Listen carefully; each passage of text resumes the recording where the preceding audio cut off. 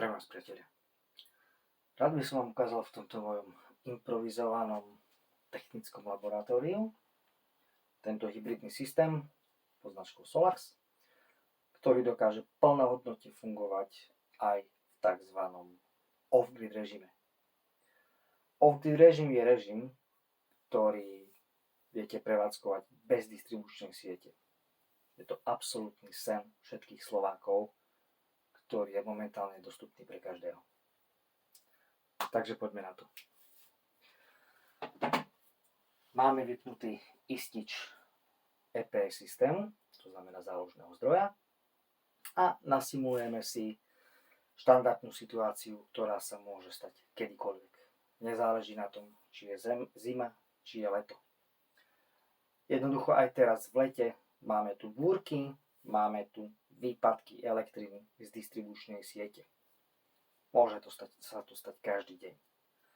Takže predstavte si, že príde búrka, padne vedenie, preruší sa dodávka elektriny, jednoducho ostávate bez siete. Vyzerá to asi takto. Toto je hlavný istič, ktorým odpojím našu domácnosť od dodávky elektriny z distribučnej siete. Čiže takto. A je tma.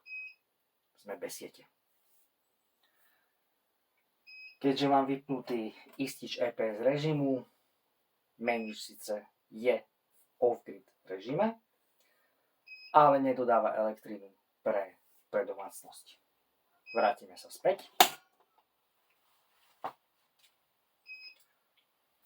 Chvíľku počkáme, kým menič zareaguje naspäť na dodávku zo siete, vráti sa do normálneho režimu a ukážeme si, ako to vyzerá, alebo aká je rýchlosť prepnutia z normálneho režimu do off-grid režimu.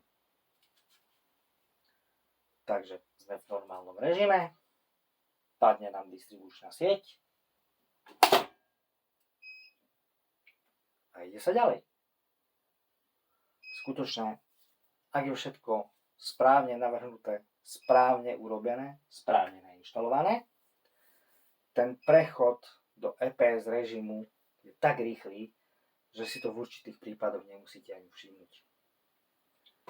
Menič dáva najavo, že je v off-grid režime tým, že pípa a na displeji nám svieti hláška EPS. To pípanie sa dá vypnúť. Takže keď vám vypadne distribučná sieť, jednoducho si to ani nemusíte všimnúť. Toto je absolútny hit všetkých Slovákov, ktorý je dnes dostupný pre každého. Ďakujem za pozornosť.